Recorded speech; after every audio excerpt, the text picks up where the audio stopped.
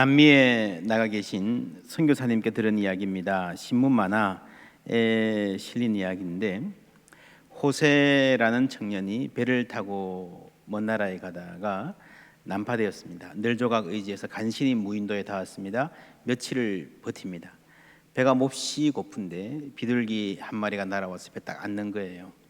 이게 웬 떡이냐 해서 잡아서 냉큼 구워 먹었습니다. 다 먹고 나니 다리에 끈 같은 게 리본 비슷한 게 메어져 있어요. 펼쳐보니까 글씨가 써져 있습니다. 호세야, 어디에 있니? 이 비둘기를 보거든 네가 난파당한 곳을 적어서 보내주렴. 구하러 갈게. 아버지가 나를 구하려고 보낸 아버지의 메시지. 그 비둘기를 잡아 먹어버렸으니 잠시 배부르고 잠시 고기 맛 본 대가 치고는 너무 가혹하다 싶기도 한, 웃기면서도 슬픈 이야기이기도 합니다. 하나님은 우리를 사랑하십니다. 그래서 곤경에 빠진 인류를, 죄인인 우리를, 죄의 결과로 멸망할 수밖에 없는 우리를 그냥 두지 않으시고 아들을 보내주셨습니다. 그러나 세상 사람들은 그 아들을 십자가에 못 박아 버렸습니다. 대제사장 가야바와 유대인 집권층의 계략, 그 계략에 놀아난, 그래서 못 박으라, 십자가에 못 박으라 외쳤던 예루살렘 시민들의 어리석음과 욕망, 로마 총독의 무책임과 비겁함, 그렇게 세상에 오신 하나님의 아들은 십자가에 못 박혔습니다. 예수님의 십자가형을 둘러싼 각 축을 보면 이 세상에 활동하는 모든 악, 인간의 모든 어리석음과 욕망과 그 문제를 압축적으로 보여주는 것 같습니다. 멸망당에 마땅한 죄인을 구원하러 보낸 하나님의 아들을 죽였으니, 참혹하게 죽여버렸으니, 그렇지 않아도 멸망당에 마땅한 죄인들인데 거기에 큰 죄악을 더했으니 이제는 더 이상 소망이 없어 보였습니다. 인간들이란 멸망당에도 마땅한 존재라는 점이 완벽하게 증명되었던 것 같았습니다. 십자가로 모든 희망은 사라지고 절망의 어둠만이 세상을 지배하는 것 같았습니다. 그러나 이틀 후에 해는 다시 떠올랐습니다. 우리는 그 날을 부활절이라 부릅니다. 세상의 소망이 다시 시작된 날입니다. 그리스도께서 모든 죄짐을 다 지시고 십자가를 지셨습니다. 죄와 사망의 권세를 이기시고 무덤에서 부활하셔서 생명의 능력이 되셨습니다. 이제는 그 누구든지 그리스도를 믿기만 하면 죄를 용서받고 영원한 생명을 누린다, 하나님께서 약속해 주셨습니다. 이것이 복음입니다. 기쁜 소식입니다. 그리스도를 전하는 메시지. 여러분, 그래서 누군가 나누어 주는 전도지 한 장, 아무것도 아닌 종이 한 장 같지만 그것이 비둘기의 다리에 매인 끈일 수도 있습니다. 그 안에 담긴 메시지는 나를 살리고 나를 구원하려는 아버지의 사랑의 메시지일 수 있습니다. 인도 캘커타에서 한 여선교사님이 택시를 타고 시내를 지나가다가 빨간불에 섰을 때에 눈에 저기서 놀고 있는 청소년 4명이 들어왔습니다. 막 불량해 보이는 아이들인데 저런 애들한테 복음을 전해야지 하는 생각과, 그래도 여기서 내리면 좀 위험하지 않을까, 내 차도 아니고 택시인데 하는 생각이 같이 들었습니다. 그래서 우물쭈물 하다가 차가 출발하려 하는 순간에 핸드백을 급하게 뒤져서 전도지 한 장을 꺼내가지고요 던져줬습니다. 바람이 날아가지 않도록 이렇게 말아서 던져줬습니다. 그 중에 암비라는 청년이 있었습니다. 조그만 부족 출신인데 그 부족에는 문자가 없어요. 글이 없어요. 그렇지만 캘커타에서 지내면서 영어를 조금씩 배우는 중이었습니다. 선교사가 던져준 그 영어 전도지를 보고 읽고 또 읽다가 그리스도를 믿게 되었습니다. 후에 대학에 입학하여서 중세 영문학을 전공했습니다. 대학을 마친 뒤에 미국으로 건너가서 자신이 속한 부족의 문자 언어를 개발할 기회를 얻게 됩니다. 그리고 이 부족에게는 세종대왕 같은 일을 한 것이죠. 그래서 글을 만들고요, 그 후에 몇 년간을 노력해서 그 글로 신약 성경을 전부 다 번역을 했습니다. 이 소식을 듣게 된 국제성서공회가 30여 개 국가들로부터 헌금을 모아서 얀비가 번역한 신약 성경을 출판할 수 있도록 지원해 줬습니다. 그걸 들고 가가지고요 신약 성경을 1만 부를 찍어서 나눠줬습니다. 여러분, 이 큰 일이 여 선교사님이 던져준 전도지 한 장으로 시작된 일입니다. 또 이 만권의 성경 중에 어느 성경이 또 비슷한 혹은 더 큰 일을 했는지 우리는 모릅니다. 여러분, 어떻게 이런 일이 가능한가? 부활하신 예수님이 아버지께서 나를 보내신 것 같이 나도 너희를 보내노라 하셨습니다. 그리고 우리를 그냥 두지 아니하시고 성령을 보내서 동행하시며 우리가 복음을 증거하고 살 수 있도록 도와주시기 때문인 줄 믿습니다. 우리가 전도할 때에 우리 자신의 능력이 아니라 성령께서 그 마음을 열어주시는 거예요. 여러분, 하나님이 보내신 예수님이 이 세상에서 어떻게 사셨는가? 누가복음 19장에 보면요, 뭇 사람이 보고 수군거려 이르되 저가 죄인의 집에 유하러 들어갔다 하더라. 삭개오가 서서 주께 여짜오되 주여 보시옵소서, 내 소유의 절반을 가난한 자들에게 주겠사오며 만일 누구의 것을 속여 빼앗은 일이 있으면 내 갑절이나 갚겠나이다. 예수께서 이르시되 오늘 구원이 이 집에 이르렀으니 이 사람도 아브라함의 자손임이로다. 10절 말씀 함께 읽을까요? 인자가 온 것은 잃어버린 자를 찾아 구원하려 함이니라. 삭개오 집에 가려고 하니까 뭇 사람들이 수군거려요. 그래도 예수님은 들어가십니다. 왜요? 목적이 있었기 때문입니다. 여러분, 삶의 목적이 분명한 사람은요 사람들의 수군거림에 흔들리지 않습니다. 내가 지금 삭개오의 집에 들어가면 사람들이 나를 비난할 거야, 오해할 수 있을 거야. 괜히 오해받을 일 할 필요 있냐? 뭐 삭개오 저 정도 열심이면 내가 안 가도 알아서 뭐 회개하고 하나님 잘 믿겠지. 그럴 수 있잖아요. 우리는 그렇게 많이 하잖아요. 예수님은 그렇지 않으셨습니다. 삭개오의 집으로 향하는 예수님의 발걸음은요 확신에 찬 걸음이었습니다. 왜요? 인자가 온 것은 잃어버린 자를 찾아 구원하려 함이니라. 누가복음이 밝히는 예수님의 인생의 목적입니다. 여러분, 목적이 분명한 사람은요 발걸음이 확고합니다.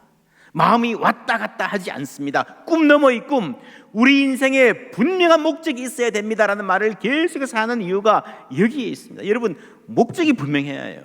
하루하루 의미 있는 삶을 살 수 있는 거예요. 만약에 내가 이런 상황에서 삭개오 집에 가야 할 것 같은데 사람들이 막 수군거리고 막 그러면 여러분 어떻게 했을 것 같습니까? 혹 그게 두려워서 마음을 접고 안 갔다고 합시다. 취소할게요, 안 되겠습니다, 다른 핑계 대고. 그날 밤에 집에 들어가서 잠자리에 들면서 여러분 무슨 생각을 하게 되었을까요? 평안했을까요? 흡족했을까요? 갈 걸 그랬나? 또 밤새도록 후회하고 몸을 뒤척이지 않았을까요?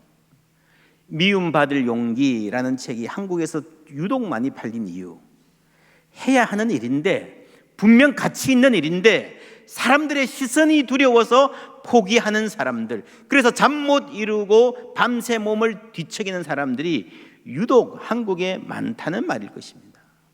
여러분, 그렇게 밤을 지내고 나면, 그래서 그 다음날 밖에 나가면 사람들이 또 그래요. 아이, 저 사람 그 집에 간다 그래 놓고 옆에서 좀 수군거리니까 취소하더라.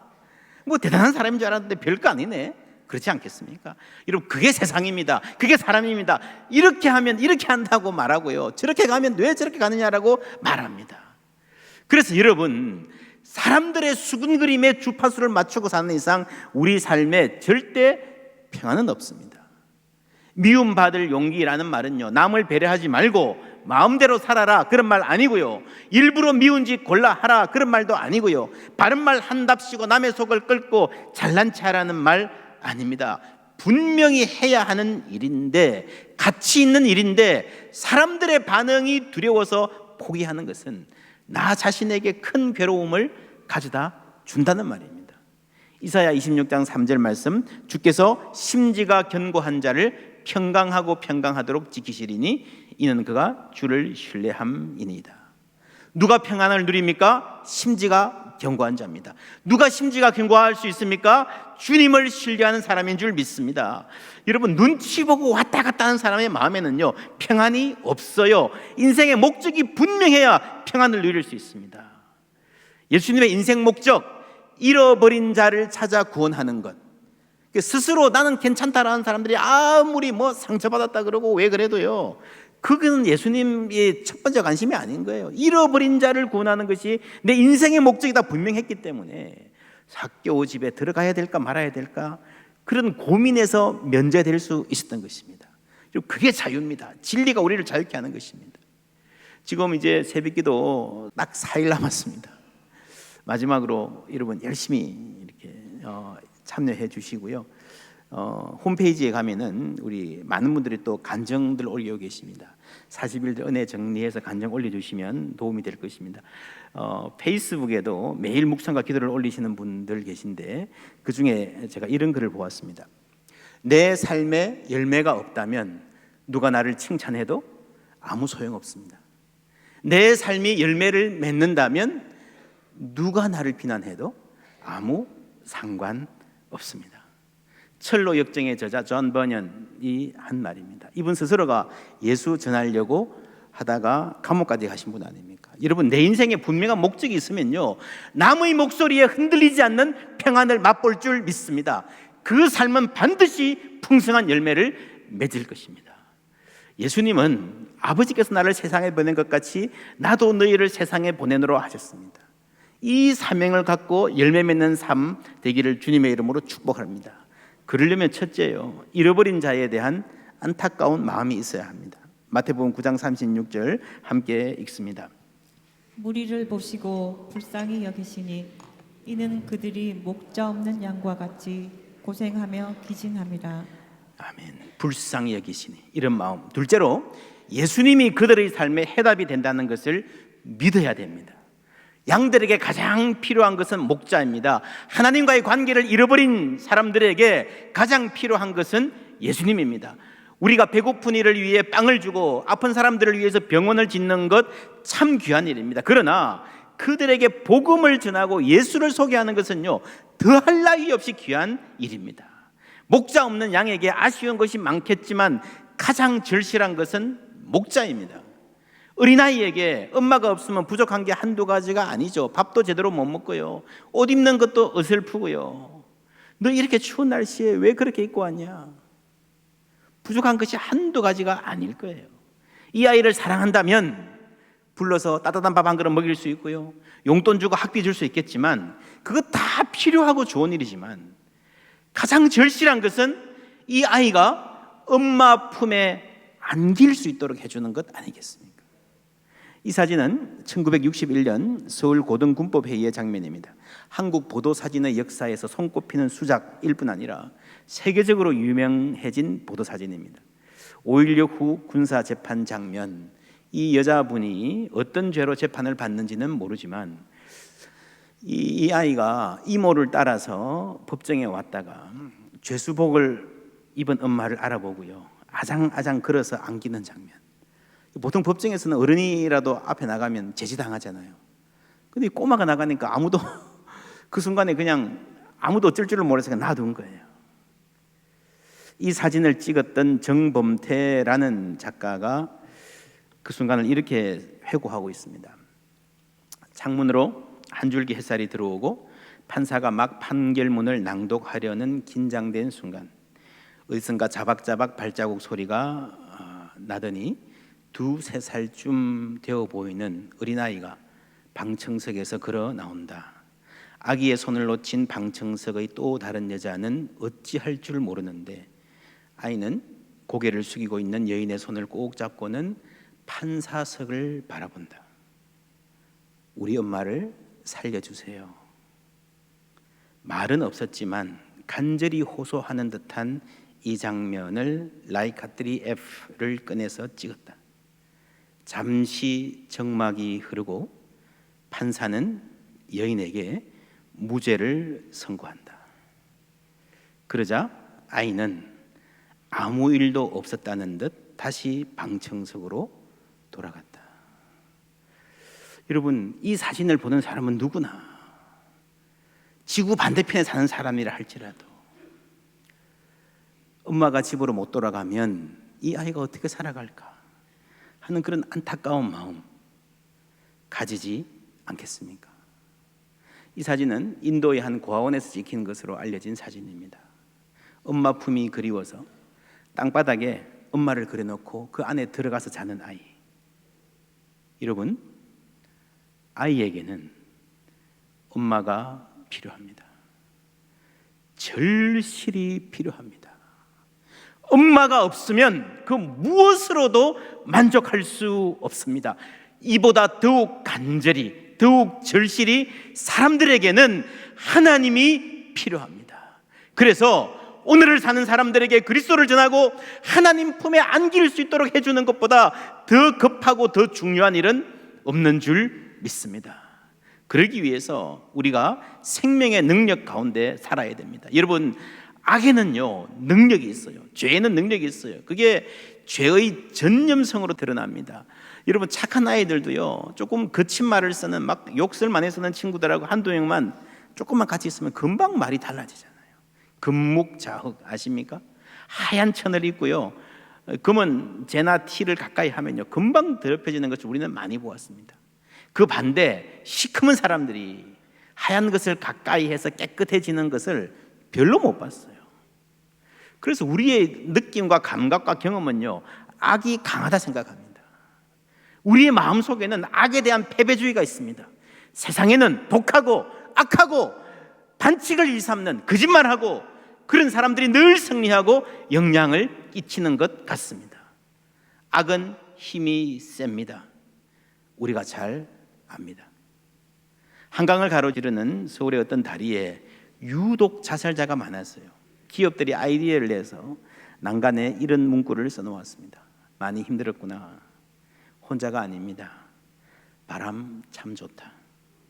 내 인생의 봄날은 언제나 지금입니다. 지금 한번 해봐요.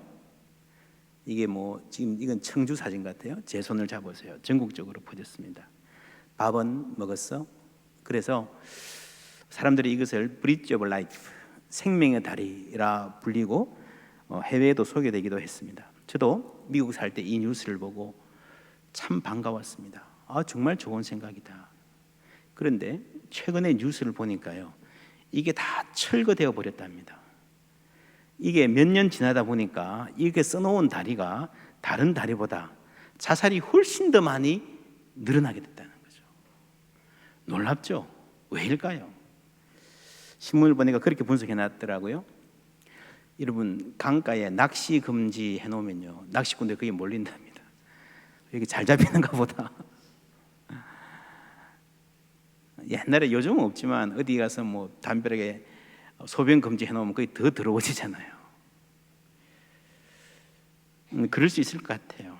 근데 더 중요한 것은요 이런 말 한두 마디, 이런 위로의 말 정도로 우리 인생의 문제들, 죽음의 문화, 그리고 그 뒤에 있는 사망의 권세를 이길 수 없다는 것입니다.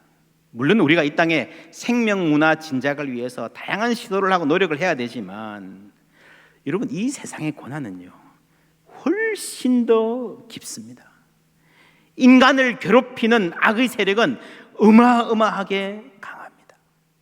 누가 자살하면 흉내내서 자살하는 그 현상 뒤에도요 악의 세력이 있는 거예요. 그 악의 최고의 중심이 사망의 권세입니다. 여러분, 세상에 어떤 사람도 이 죄와 사망의 권세를 이기지 못했습니다. 그런데 예수 그리스도는 부활로 그 권세를 정복하셨습니다. 교회는 예수 그리스도의 생명의 능력 안에 있는 공동체입니다. 사망 권세를 이기신 생명의 능력, 그래서 어떤 절망도 이길 수 있는 희망의 능력이 복음 안에 있는 줄 믿습니다. 이 복음을 맡은 교회는요 우리가 먼저 이 생명의 능력을 누리는 공동체입니다. 부활의 능력은 마지막 날에 주님께서 우리를 다시 살릴 미래의 능력일 뿐 아니라 우리가 살아가는 모든 순간에 지금 우리 삶의 현장에서 약동하는 현재의 생명의 능력인 줄 믿습니다. 시카고 무디 교회 담임 목사를 역임하신 워렌 워스비 목사님 이런 말씀하셨습니다. 사역이 보여주기 위한 것이 되고 예배당이 극장이 되고 회중이 청중이 되고 예배가 구경거리가 될 때에 사람들의 박수와 인정이 성공의 척도가 되어버립니다. 그러나 사역이 하나님의 영광을 위한 것이 될 때에 하나님의 임재가 예배당에 임할 것입니다. 심지어 구원받지 못한 방문자들도 고개를 숙이고 엎드려 하나님을 예배할 것입니다. 하나님이 이 가운데 계시다 고백할 것입니다. 여러분, 이 말씀요, 우리의 예배 가운데에 하나님이, 예수 안 믿는 사람들도 진정한 예배 가운데 하나님을 알게 될 것이다 할 때 이 예배는요, 고린도 전서에서 나온 말씀입니다. 당시의 예배는 가정집에서 그냥 소박하게 모인 모임이었어요. 오늘날 사랑방과 비슷한 모임이었습니다. 크고 화려한 예배당, 학식이 뛰어난 목사가 설교하는 교회 아니었습니다. 그런데 안 믿는 사람들이요, 그 평범한 예배에 왔다가 참으로 하나님이 여러분 가운데 계십니다 라고 하는 고백이 이어졌다는 것입니다. 이게 초대교회의 삶의 능력이었습니다. 우리가 종교개혁 기념주의를 맞아서 초대교회로 돌아가자 그러지 않습니까? 이 초대교회는 비록 초라한 공간에서 모였지만 세상은 내 안에서 주님의 영광 보리라, 그 약속이 이루어졌던 교회였습니다. 여러분, 하나님은 여전히 살아서 동일하게 역사하시는 줄 믿습니다. 우리 교회 예배였을 뿐 아니라 여러분 작은 모임이, 여러분 가정에, 여러분 사랑방이 복음 증거의 통로가 될 수 있습니다. 목적이 이끄는 삶 책에 이런 대목이 나옵니다. 믿지 않는 사람들은 목사들을 월급 받는 세일즈맨으로 취급하지만 당신은 그 제품을 써보고 만족하는 고객으로 보기 때문에 더 신뢰하는 것이다. 여러분, 전도할 때, 교회 오라 그럴 때에 우리 목사님 설교 좋아요, 와서 들어보세요, 우리 교회 프로그램 좋아요 이러지만요, 그거는 주로 이미 믿는 사람들에게 통하는 이야기예요. 예수 안 믿는 사람들은요, 목사니까 그렇게 말하겠지. 그런데 나하고 비슷한 친구, 직장 동료, 이웃집 아줌마가 이야기하면요 더 잘 들어요. 자기 예뻐졌네? 무슨 화장품 쓰는 거야? 물어보는 그 순간, 여러분, 한국 최고의 탑 모델, 수억짜리 광고 모델이 못하는 일을 여러분이 할 수 있습니다. 적어도 그 순간에 그 사람한테는요, 여러분이 이영애나 김태희보다 훨씬 더 영향력 있는 사람이 되는 거예요. 광고 모델이 화장품 쓰고 좋습니다 하는 거야 뭐 당연하죠, 그죠? 당연하죠. 여러분은 훨씬 더 영향력 있는 미의 여신이 될 수 있습니다. 옆에 분에게 한번 얼굴 보시고 인사해 주시겠습니까? 나 이런 사람이야. 나 이런 사람이야. 여러분, 우리가 모두 생명의 복음, 그 능력을 품은 사람인 줄 믿습니다. 최고의 설교가도 못하는 일을요 평범한 그리스도인들이 할 수 있는 거예요. 아니, 당신 나처럼 골골 하더니 어떻게 그렇게 건강해졌어? 무슨 약을 먹은 거야? 신약과 구약을 먹었지. 베드로전서 3장 15절 함께 읽습니다. 너희 마음에 그리스도를 주로 삼아 거룩하게 하고 너희 속에 있는 소망에 관한 이유를 묻는 자에게는 대답할 것을 항상 준비하되 온유와 두려움으로 하고. 아멘. 항상 준비하되. 여러분, 준비되어 있으십니까? 준비하되, 이 말은요 훈련을 받으라는 명령입니다. 감사하게도 우리 교회는 전도학교 참 좋은 프로그램이 있습니다. 70이 되신 어른들이 와서 제가 가끔씩 가보면요 성경을 막 줄줄 외우세요. 그전에는 그냥 성경을 한 줄 외우기도 힘든데 이 전도 훈련에 참가하는 그 열정에 하나님 특별한 은혜를 주시는 것 같아요. 그렇게 해서 훈련받고 열심히 실천합니다. 훈련받은 분들 중에서 또 매주 모여서 바울 전도대 전도 나가시는 분들 많습니다. 이 주위에서도 전도하지만 우리 교회가 전도합시다 하는 것은 단지 우리 교회만 성장하기 위한 게 아닙니다. 특별히 우리 교회는요, 이 포항제일교회는요 이웃 마을에 가서 열심히 전도합니다. 그 영상 잠시 보시겠습니다.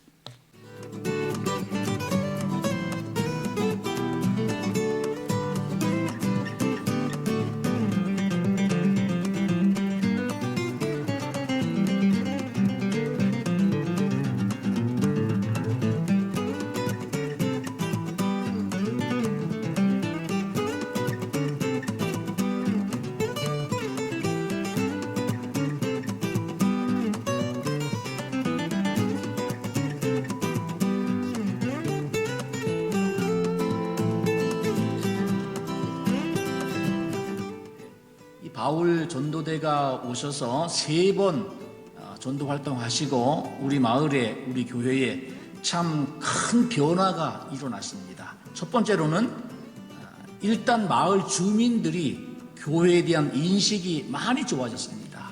이 교회에 대해서 관심을 많이 갖게 되고 특별히 호감을 갖게 되었습니다.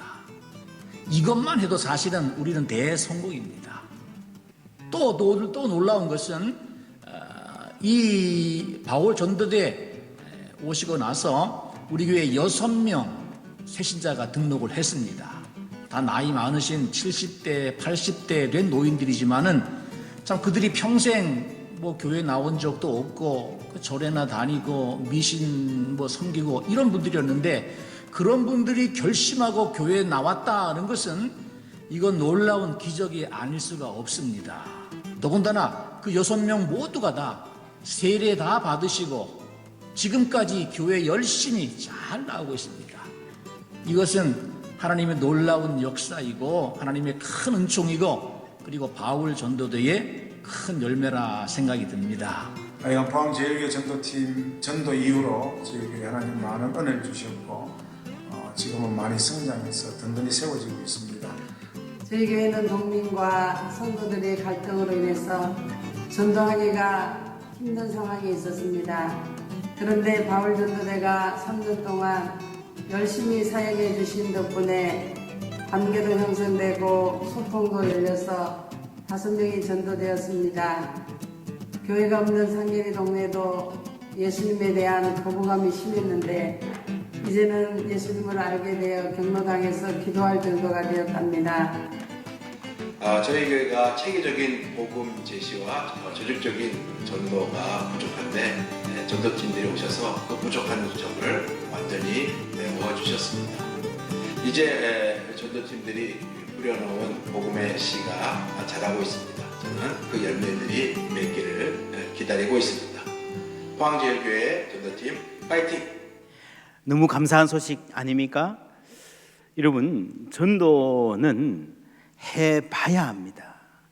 우리가 말씀 전하는 현장에서 하나님 함께 하십니다. 이 놀라운 열매 맺게 하신 하나님께 감사드립니다. 여러분, 전도 훈련 받으면 이렇게 전도대로 섬길 수 있고요. 아니어도 여러분 생활 속에서 전도하실 수 있습니다. 많은 분들이 그렇게 생각해요. 나는 전도의 은사가 없어. 여러분, 물론 전도에 특별한 은사가 있는 분들이 있습니다. 1년에 수십 명씩 전도하시는 분들 계십니다. 제가 옛날에 섬기던 교회는요, 1년에 수백 명씩 전도하시는 전도왕 권사님도 있었습니다. 물론 그런 분은 특별한 은사인데 모든 그리스도인들은 적어도 1년에 한두 명은 전도하기로 작정하고 노력할 수 있습니다. 다 할 수 있습니다. 훈련 받아 보십시오. 무슨 말인지 알게 될 겁니다. 여러분, 전도 훈련을 받으면 유익이 많은데 그 중에서 무엇보다도 나 자신이 복음에 대한 확신과 열정을 갖게 됩니다. 전도학교나 전도대에 대한 관심 있으신 분들을 위해서 오늘 1층에 안내 데스크를 마련했습니다. 원하시는 분들은 들르셔서 어떻게 전도 훈련 받을 수 있나 알아보시면 좋겠습니다. 어제 우리 소그룹 리더 훈련도 잘 마쳤습니다. 미국에서 막 열심히 와서 도착하신 강사님과 함께 잘했는데 처음부터 초점이 그거였습니다. 우리 교회의 소그룹이 사랑방이 어떻게 하면 전도하는 사랑방이 될 수 있는가, 생명을 구하는 사랑방이 될 수 있는가. 앞으로 이제 우리 교회 사랑방 사역 전체가 사랑방을 통해서 전도하는 꿈을 갖고 함께 움직여 갈 것입니다. 목적이 이끄는 삶, 이 책을 쓰신 릭 워렌 목사님은 빌리 그레암 목사님을 잇는 미국의 영적인 지도자, 세계적인 영향력을 끼치는 아주 훌륭한 목사님이십니다. 이 책 36일자에 목사님의 아버지 이야기를 하십니다. 아버님도 목사님이었는데요, 50년 이상 목회, 주로 시골의 작은 교회에서 목회하셨습니다. 집 짓는 데 은사가 있어서 사실 어릴 때부터 이랬다예요. 여기 어른이 지미 워렌이고 조그만 아들이 릭 워렌 목사님입니다. 이렇게 나무로 그냥 집 짓는 데 은사가 있어서 자원봉사자들을 모아서 해외에 이제 교회 건물 짓는 일을 오래 하셨고요. 평생 전 세계에 150개 이상의 교회를 지으셨답니다. 1999년에 암 선고를 받고 이제 이 땅에서 마지막 일주일을 보내는 동안에 거의 24시간을 이제 아들이 계속 곁을 지켰는데 거의 24시간을 의식이 반밖에 없는 상태로 왔다 갔다 하면서 보내셨대요. 그때 꿈을 꾸고요. 계속 그 꿈에 대해서 말씀해 주시는 거예요. 그리고 세계를 다니면서 교회 짓던 어느 지역에 뭐 아프리카, 나이지리아, 뭐 아마존 어느 지역에 어떤 교회 막 이야기하시고 그러는데 그 일주일 동안에 이 아들이 우리 아버지가 어떤 분인가 평생 몰랐던 부분을 다 알게 됐다는 겁니다. 그리고 마지막 순간이 왔을 때 이 아버지의 몸에 갑자기 생기가 돌고요. 자꾸 자리에서 일어나시려고 그러는 거예요. 가족들이 뭐 조카도 있고 며느리도 있고 이렇게 해서 가족들이 뭘 원하세요? 일어나지 마세요. 우리가 드릴게요. 그러니까 이 아버지가 하는 말이 한 사람이라도 더 예수님께 인도해야 돼. 한 사람이라도 더 예수님께 인도해야 돼. 인생 마지막 1시간 동안에요. 이 말을 100번 정도 되풀이 또 하고 또 하셨답니다. 그 아들 릭이 울면서 아버지 품에 엎드리니까 아버지가 암투병으로 수척해진 그 비쩍 마른 손으로 자신의 머리를 만지시더라는 거예요. 그때 이 아들은 아버지가 나를 안수해 주시는구나 하고 느꼈대요. 그러면서 다시 아버지가 아들에게 한 사람이라도 더 예수님께 인도해라. 한 사람이라도 더 예수님께 인도해라. 그렇게 당부하시고 눈을 감으셨다고 합니다. 그때 아들 릭이 결심합니다. 이제 남은 내 인생 아버지의 이 마지막 유언을 내 인생의 최고의 가치로 삼고 살아가겠다. 그 아버지의 아들을요, 하나님이 놀랍도록 은혜로운 자리에서 아름답게 사용하고 계십니다. 여러분, 동일한 하나님께서 우리에게 말씀해 주십니다. 한 사람이라도 더 예수님께 인도해라. 여러분, 이 열정이, 이 열심이 동일하게 우리의 것 되기를 주님의 이름으로 축복합니다. 왜냐하면 그것이 우리 인생을 쓰는 가장 값진 일이기 때문입니다. 사랑하는 여러분, 예수님이 우리를 세상에 보내셨습니다. 복음을 들고 가라고 보내셨습니다. 우리는 그냥 목적 없이 사는 게 아니고 이 생명의 복음을 증거하며 살라는 부탁을 받은 사람들입니다. 우리 주위에 죽어가는 영혼들, 오늘이라도 예수님 오시면, 오늘이라도 그 생명이 끝나면 멸망할 수밖에 없는 영혼들에 대한 안타까운 마음 가지십시다. 그리고 할 수 있는 한 복음은 전하는 사명 감당하기를 바랍니다. 그럴 때에 우리 주님의 생명의 능력이 우리와 함께 하실 것입니다. 세상이 우리 안에서 주님의 영광 보게 될 줄 믿습니다.